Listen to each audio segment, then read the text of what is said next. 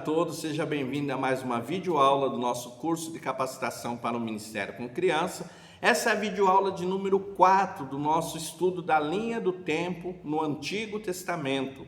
Nós vamos abordar agora, nós falamos que dividimos em período, nós vamos falar sobre o período do cativeiro babilônico e o período do pós-cativeiro. Então é sobre isso que nós vamos falar. Então nós vimos já que o reino de Israel se divide e a Bíblia nos diz que o reino do sul, cuja capital era Jerusalém, ele é destruído pelo Império Babilônico, por Nabucodonosor.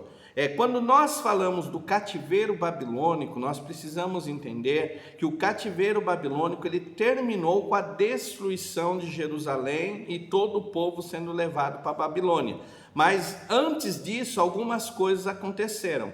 Em 605, Nabucodonosor, ele começa o cativeiro babilônico. Então ele vai a Jerusalém, escolhe um grupo de pessoas da nobreza e leva cativo para a Babilônia para servirem o Império Babilônico. Nessa primeira leva de cativos é levado Daniel. Daniel vai nessa primeira leva.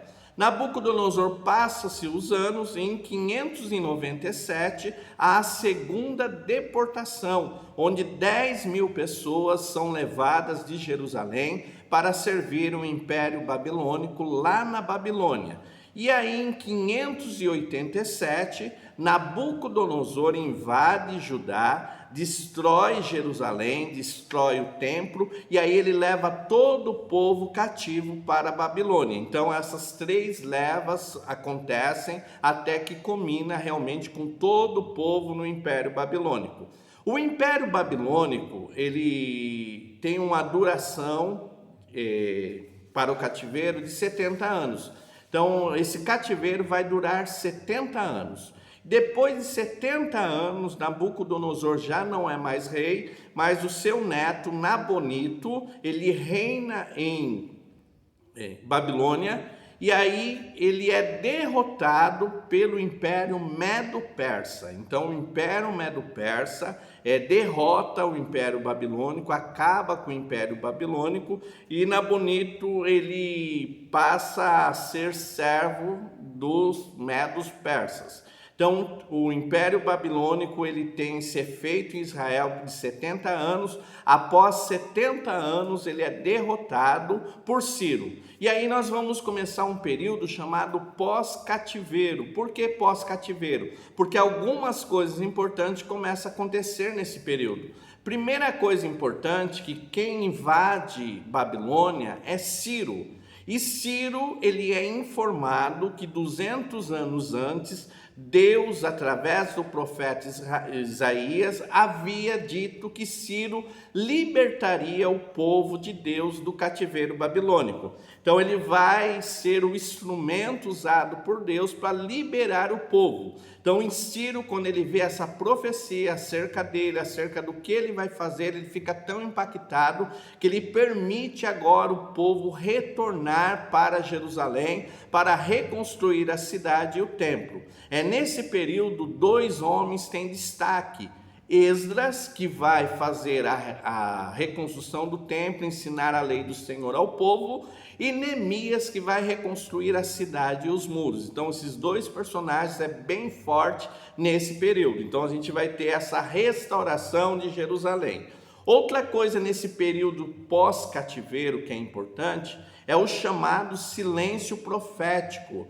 Vai ser um período que Deus não vai levantar mais profeta, não vai ter mais escritos inspirados. Então o último profeta nesse período é Malaquias, e depois de Malaquias há um silêncio profético. Então vai ficar calado, Deus vai ficar calado até o Novo Testamento, quando ele vai levantar o último dos profetas, João Batista. Então esse período pós-cativeiro, o que é? A gente tem esse período interbíblico de 400 anos que Deus não fala nada e não levanta mais nenhum profeta. Pastor, então quer dizer que Deus não trabalhou, Deus não agiu? Ao contrário do que você deve estar pensando, Deus estava trabalhando e Deus vai começar agora a mudar os impérios até chegar o Império Romano. Então a gente tem agora o Império Medo-Persa até 300 a.C.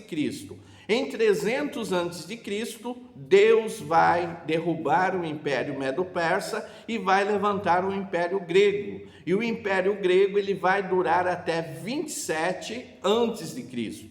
E ele vai ser derrotado pelo Império Romano, o mesmo império que de 27 a.C. vai estar governando o mundo na época de Jesus Cristo. É nesse período entre o Império Grego e o Império Romano, nós temos outro fato importante, que é Herodes colocado, e aí a gente precisa entender que a Bíblia fala de vários Herodes. Esse Herodes que eu estou falando para vocês é chamado Herodes o Grande, que em 37 a.C. ele passa a ser o governador romano na região da Palestina, lá onde Jesus vai nascer. Então esses são os fatos que acontecem nesse período chamado período pós-cativeiro, um período muito importante. Pastor, por que Deus trocou os impérios? Por que Deus permitiu? É interessante, quando você estuda em teologia bíblica, você vai ver que o Império Grego ele vai dar a língua grega que vai ser usada no Novo Testamento, e o Império Romano ele vai ter a sua expansão, que vai permitir a expansão do Evangelho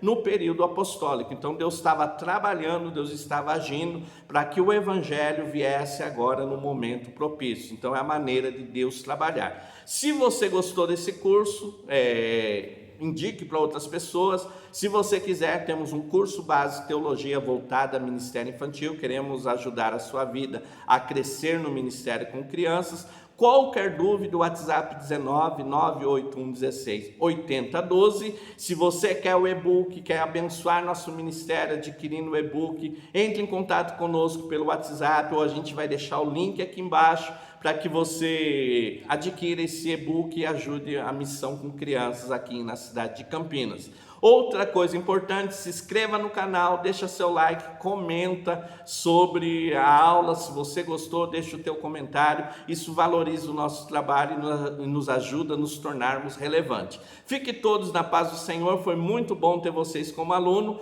Próximas aulas a gente vai ter na sequência linha do tempo do Novo Testamento. Essa linha do tempo do Antigo Testamento, só lembrando, 4 aulas. Essa aula de número 4, se você não viu as outras aulas, veja as outras aulas, e nós vamos ter a continuação com o Novo Testamento e a linha do tempo no Novo Testamento. Fiquem todos na paz do Senhor. Deus abençoe a todos em nome de Jesus. Amém.